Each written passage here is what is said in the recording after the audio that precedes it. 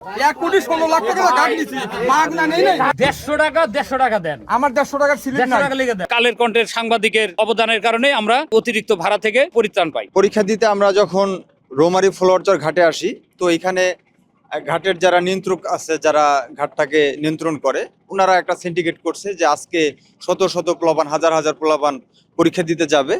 তো এই সুযোগটা নিয়ে ওনারা একটা সিন্ডিকেট করে 100 টাকার ভাড়া 150 টাকা 200 টাকা পর্যন্ত নিচ্ছে, ভিডিও করে ওনার ফোন পর্যন্ত কেড়ে নেয় আর কি সাংবাদিকের। তো পরবর্তীতে যাই হোক একটা পর্যায়ে ওনারা বুঝতে পারেন। তো বুঝতে পারার পরে উনি একমাত্র হচ্ছে এই কালের কণ্ঠের জন্যই আমরা এই পরবর্তীতে 100 টাকা দিয়ে আসি আর কি। 100 টাকা দিয়েই পরবর্তীতে আমরা এই কুড়িগ্রামে যাচ্ছি আর কি। তো এই কালের কণ্ঠ সাংবাদিকের জন্যই আমরা হয়তো বা এই সিন্ডিকেট মানে নগদ যে সিন্ডিকেট হচ্ছে এটা একটু ভাঙছে আর কি।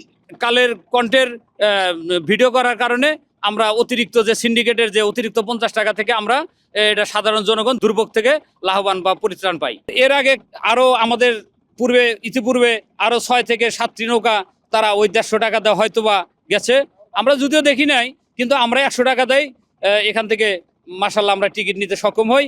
এটা মূলত কালের কণ্ঠের সাংবাদিকের অবদানের কারণে আমরা এই অতিরিক্ত ভাড়া থেকে আমরা পরিত্রাণ পাই। পদ্মা সেতু, মেট্রো রেল এবং এলিভেটেড এক্সপ্রেসওয়ে নির্মাণের গর্বিত অংশীদার বসুন্ধরা সিমেন্ট। আজকে সকালে যখন আমরা রৌমারী নৌকা ঘাটে এসে পৌঁছাই, তখন দেখি যে বাগবিতণ্ডা হচ্ছে। বাগবিতণ্ডার এক পর্যায়ে আসলে 100 টাকার ভাড়া তারা 150-200 টাকা করে নিচ্ছে। তো এটা আমি দেখে আসলে প্রথমে ভিডিও করি। ভিডিও করার পর তো তারা আমাকে আসলে ভিডিও করতে দিবে না। তারা বলছে আপনি কেন ভিডিও করছেন, ভিডিও করা যাবে না, মানে এইভাবে বিভিন্নভাবে হুমকি দামকি দিয়ে এক পর্যায়ে আমার ফোনটা তারা কেড়ে নেয়। আমি ফোন সেখানে দিয়ে দিই।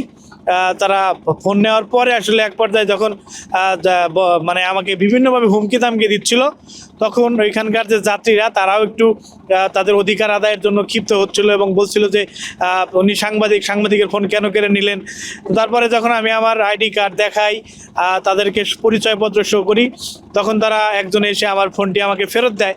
কিন্তু তারা যে 100 টাকার ভাড়া 150 টাকা 200 টাকা নিচ্ছে, এর আগে আরও 5 থেকে 6টি নৌকা গেছে, সেটিও তারা নাকি এরকমভাবে তাদের কাছে শুনেছি যে 150 টাকা 200 টাকা করে নিয়েছে। তো তারপর এক পর্যায়ে আসলে এই ভিডিওটা কালের কণ্ঠে পাবলিশ করে ফেলি। আমি দ্রুত অফিসে যোগাযোগ করে এই যে তাদের অতিরিক্ত টাকা নেওয়া, সেই টাকা নেওয়ার ভিডিওটি আমি কালের কণ্ঠে অফিসকে অনুরোধ জানাই এবং কালের কণ্ঠ তখন ভিডিওটা পাবলিশ করে এবং ইনস্ট্যান্ট দ্রুত এই ভিডিওটি পাবলিশ করার কারণে ছড়িয়ে যায়। তখন তারা আসলে আরও যে নৌকা তখন ছাড়তে বিলম্ব হচ্ছিল এবং নৌকা আটকে রাখতেছিল, তারপর আসলে যাত্রীদের যে অতিরিক্ত ভাড়া সেটি তারা ফেরত দেয় এবং সবাই তখন তাদের যে ন্যায্য ভাড়া সেটি 100 টাকা, সেটি দিয়ে আসলে তারা মানে পরীক্ষার উদ্দেশ্যে রওনা দেয়।